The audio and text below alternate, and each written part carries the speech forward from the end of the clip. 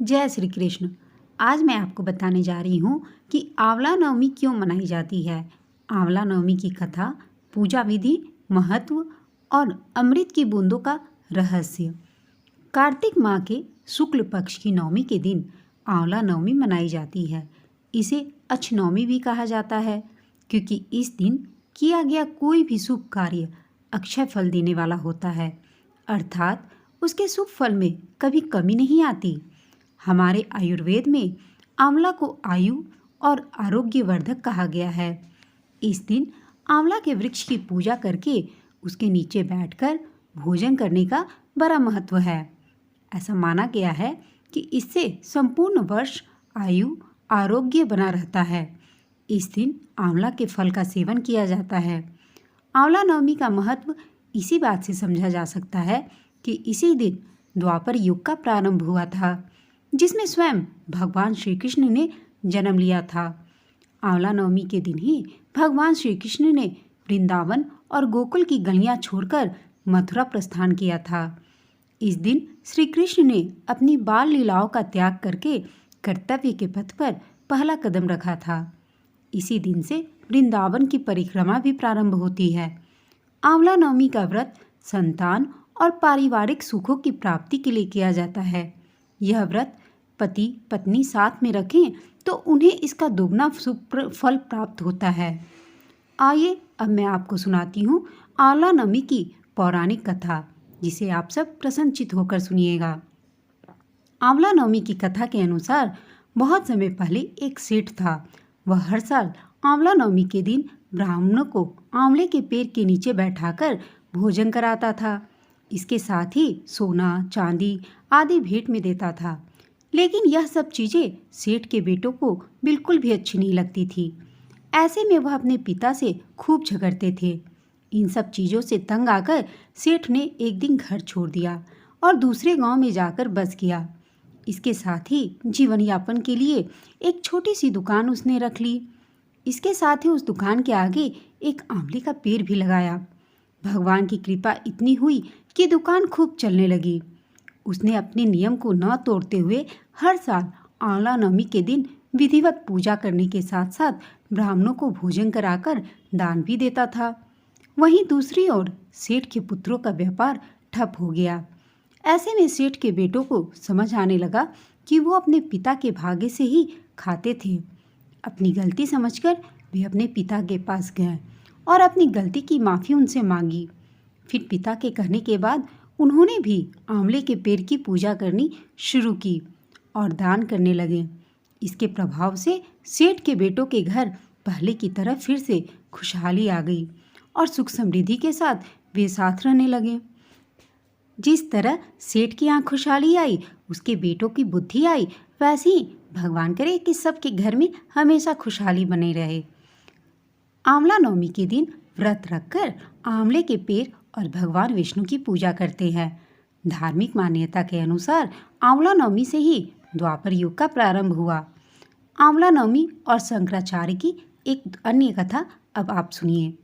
इस कथा के अनुसार एक बार जगत गुरु आदि शंकराचार्य भिक्षा मांगने एक कुटिया के सामने रुके।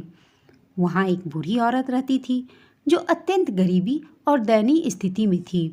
शंकराचार्य की आवाज़ सुनकर वह बूढ़ी औरत अपनी कुटिया से बाहर आई।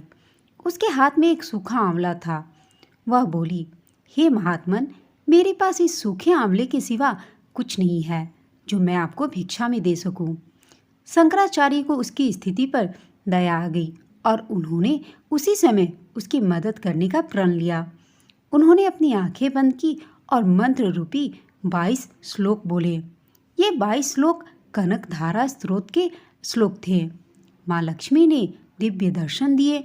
इससे प्रसन्न होकर माँ लक्ष्मी ने उन्हें दिव्य दर्शन दिए और कहा कि शंकराचार्य, इस औरत ने अपने पूर्व जन्म में कोई भी वस्तु दान नहीं की। यह अत्यंत कंजूस थी और मजबूरीवश कभी किसी को कुछ देने ही पड़ जाए तो यह बुरे मन से दान करती थी। इसलिए इस जन्म में इसकी यह हालत हुई है। यह अपने कर्मों का फल भोग रही है, इसलिए मैं इसकी कोई सहायता नहीं कर सकती।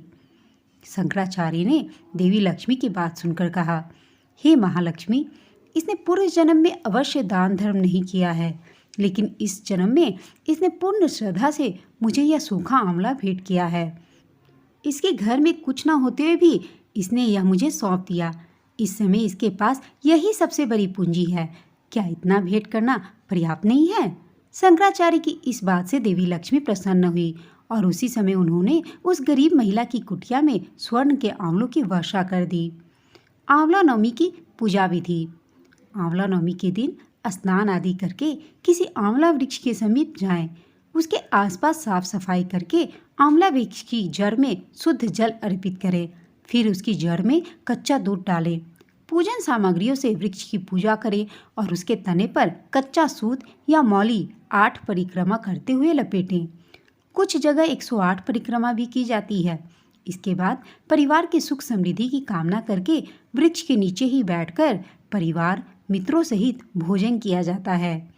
आंवला को वेद पुराणों में अत्यंत उपयोगी और पूजनीय कहा गया है। आंवला का संबंध कनकधारा स्रोत से भी है। आइए अब हम जानते हैं कि कब है आंवला नवमी। वैदिक पंचांग के अनुसार कार्तिक माह के शुक्ल पक्ष की नवमी तिथि 21 नवंबर दिन मंगलवार को सुबह 3:16 पर शुरू हो रही है आंवला नवमी, और इस तिथि का समापन 22 नवंबर दिन बुधवार को सुबह 1:09 पर होगा।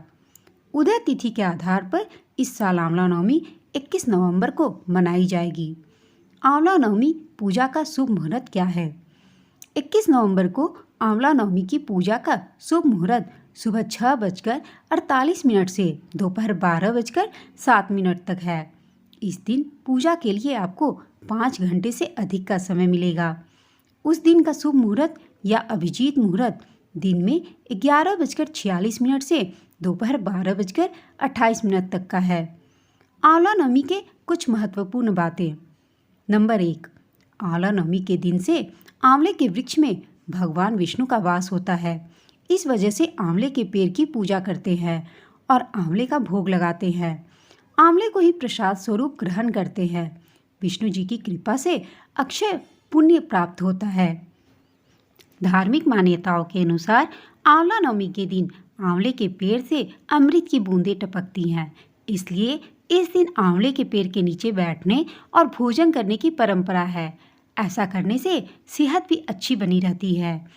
आंवला नवमी को भगवान विष्णु ने कुष्मांड राक्षस का वध किया था, इसलिए इसे कुष्मांड नवमी भी कहते हैं।